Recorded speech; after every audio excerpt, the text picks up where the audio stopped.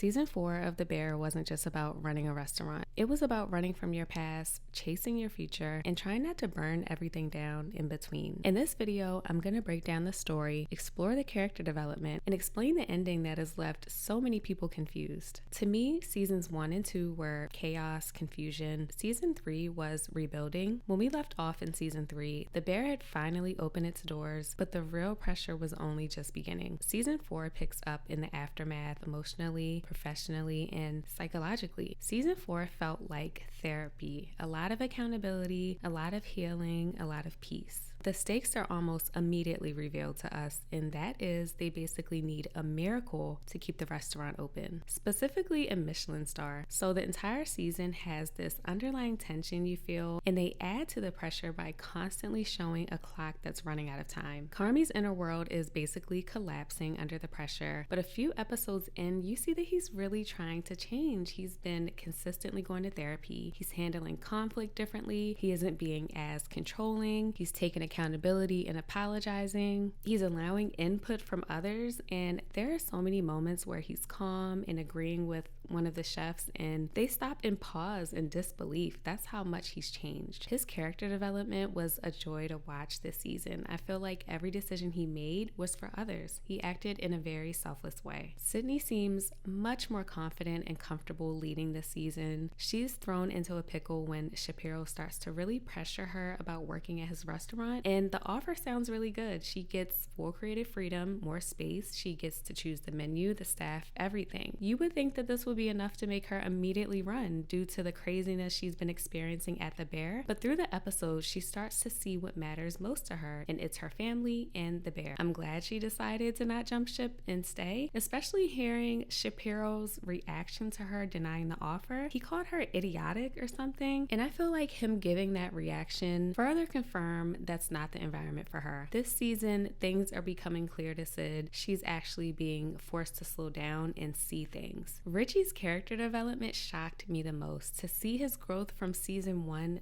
to now, wow, he's trying so hard to be better, a better father, a better leader, a better version of himself. What I absolutely love this season is they brought back what Richie called his non-negotiables, and that ended up being Jessica, Garrett, and Renee, who used to work at Chef Terry's restaurant. They also brought back Luca. This was such a great creative choice by the writers. It brought me so much joy to see these characters. It brought such a fresh and polished feel to the show. I smiled every time they appeared on the screen. I love the growth between Richie and Jessica. I love that even though we can see a small spark there, they aren't rushing the romantic side. They were shown having deep, meaningful conversations. Richie completely opened up to her throughout the season, and I love that they just left it there. We saw a lot more of Nat this season, and I enjoyed watching her. She brought a lot of the comedic relief. You can tell how much she cares for everyone at the restaurant, especially her advocating to keep Marcus, and I'll get to why that was so important in a moment. She's balancing motherhood and her career flawlessly and has really found a good rhythm. Just like many of the other chefs, Marcus went through a lot, but this season he really found his footing creatively and made some beautiful desserts. He found his smile again. He really flourished when Carmy brought in some firepower for him with Chef Luca, who I absolutely love. His character provided so much insight and advice for Marcus, and it really helped him thrive. The reason I said it was so important that Nat advocated to keep Marcus as an employee is because he ended up winning Best Chef in Food and Wine magazine. She believed in him, and he proved why he is one of the best. So I love to see him get that recognition. So Tina's issue this season is she could not get her time under 3 minutes. So that was her goal this entire season. She worked really hard, and I just adore her character. I will forever find it hilarious her calling Carmy Jeff. She even said Jeffrey this season. It's just such a fun little running joke that they've kept throughout each season, and I love that. I have to bring up Chef Luca again because he inspired greatness in the kitchen. He spoke life into everyone there. One day him and Tina spoke about her issue, and he told her things are different when there isn't so much added pressure, and in the environment basically is the issue. He let her know that if she did this at home, she would easily beat the clock. So one day he decided to randomly act like he wanted a test plate, and she was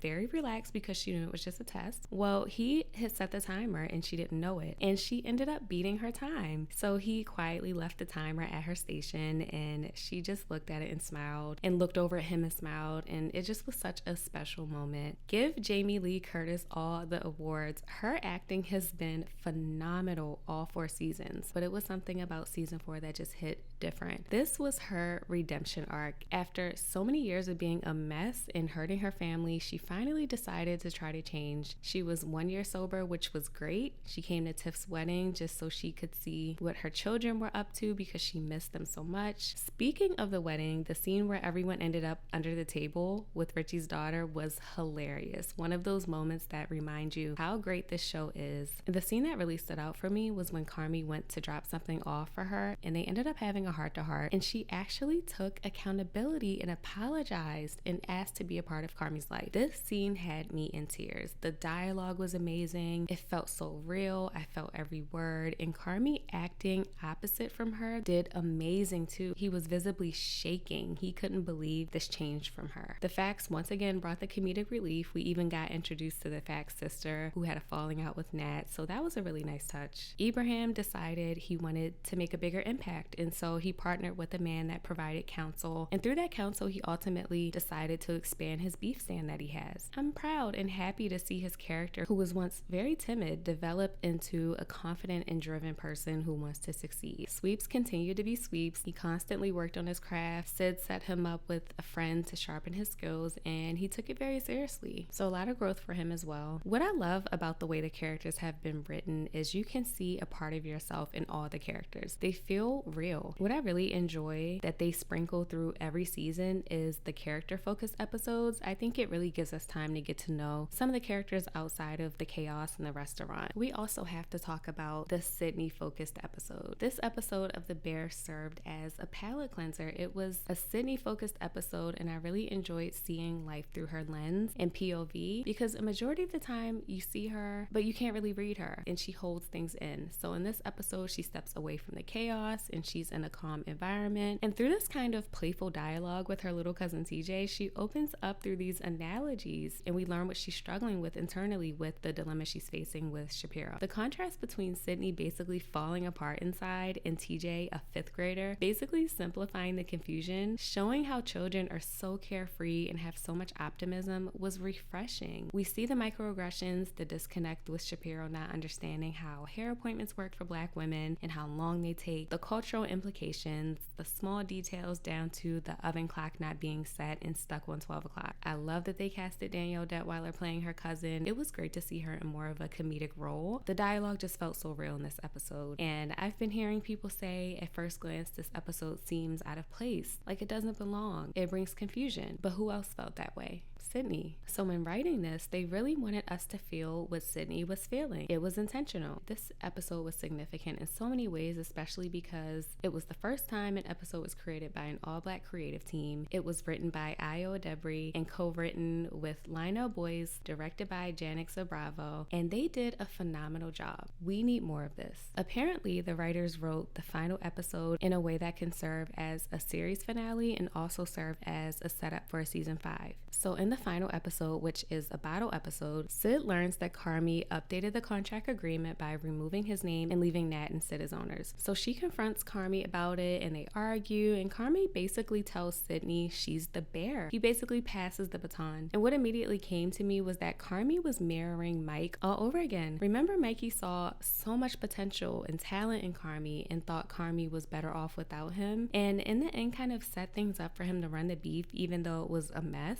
Fast forward to Carmy stepping away from the bear and leaving the bear to Sydney and letting her lead because he deems her as better than what he'll ever be. Of course, over time, Carmy saw this, but I think it really hit him when there was a dish that Carmy said he could never get in under 3 minutes. And Sid ended up doing it effortlessly with 20 seconds left to spare. So I think that's when he really saw, like, wow, she's on another level. On one side of the token, it does look like Carmy is running away, as he always does, right? But when you look deeper, I think this time he needs to. This time he's in a healthier position and realizes he needs to take care of himself. I personally wasn't mad at Carmy now that We know that this has been renewed for season 5. I'm sure he'll come back, like he said, help dig them out of the hole. But I think that he really needs this time away. He's been through a lot, and I think he needs a break. Overall, I enjoyed the season. Again, it's been renewed for season 5. I'm looking forward to that and how the story will go. I thought it was beautifully shot. I thought the dialogue was beautiful. I thought the stories being told were beautiful, and I'm really looking forward to season 5. Make sure to like, comment, and subscribe to stay updated on my posts. Thank you for watching another episode of Screen Diaries. My name is Camara. Until next time, bye.